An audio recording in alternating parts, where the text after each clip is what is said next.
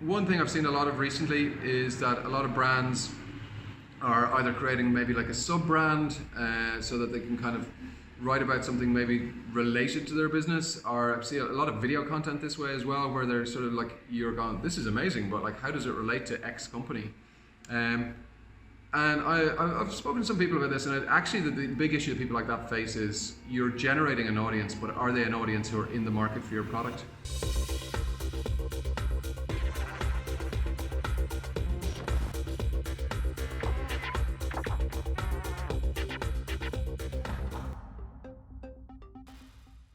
I think one of the great things about investing in content is it's very different to other forms of marketing. You know, if you are spending on Google Ads, you know, it ramps up really quickly, but the minute you stop spending, the flow of people stops.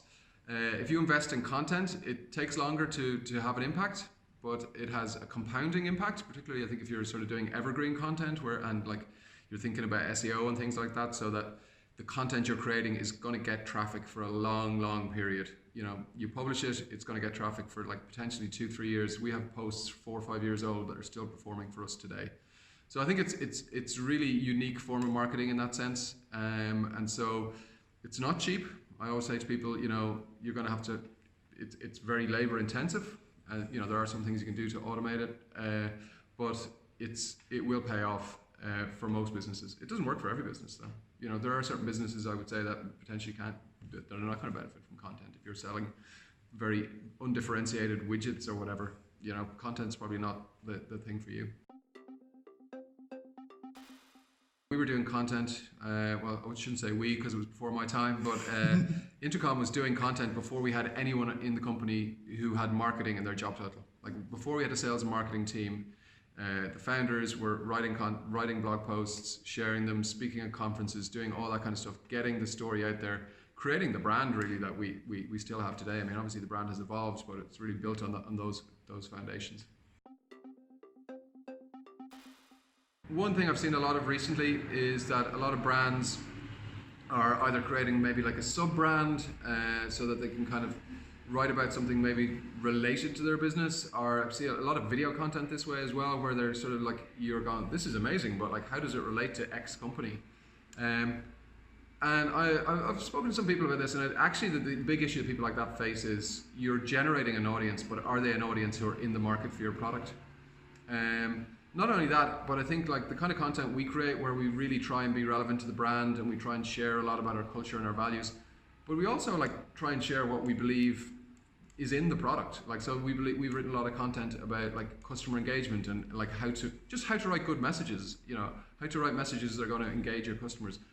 Not how to use Intercom. You can, if you're using our competitor, you can learn from this stuff as well. But it does mean that then when people do become customers, there's a connect between the content and the actual product. And as a result, we've found, all our research has shown that customers who engage with the content before they become customers, they spend more with us and they hang around for longer. And I think that's really because the content and the content and the product, there's real linkages there. Whereas, you know, as a journalist, I could easily create popular content. That's not hard. You know, it's easy to do well, it's not easy to do clickbait, but you can do it. But you know, just because you're generating a big audience doesn't mean your content program is successful. I think personally, as I said, I love learning. I know it sounds a bit of a cliche, but like just getting to do new things. I think one of the reasons I really liked journalism was because nearly every day you were starting with a blank piece of paper, and it was like, okay, like what story am I going to get today, or what am I going to find out? So there was a huge variety. I think in tech, you know, particularly in marketing, because marketing is changing all the time. You're constantly learning and having to do new things. I mean, I've spent the last year really getting immersed in SEO, something I like, to be honest, 5 years ago I probably thought SEO was pretty spammy. But you know, actually learning how are we going to apply SEO really to high quality content and get the benefits of SEO as well. And that is just one example of the kind of thing that, you know, kind of keeps me going, because there's always something new to learn or to try. I think you can still create quality content. What SEO helps you do is realize where the opportunities are.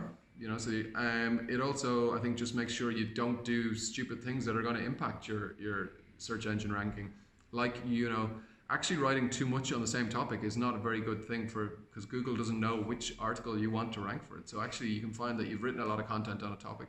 You can have a great domain authority on that topic, but you're actually not ranking in search results.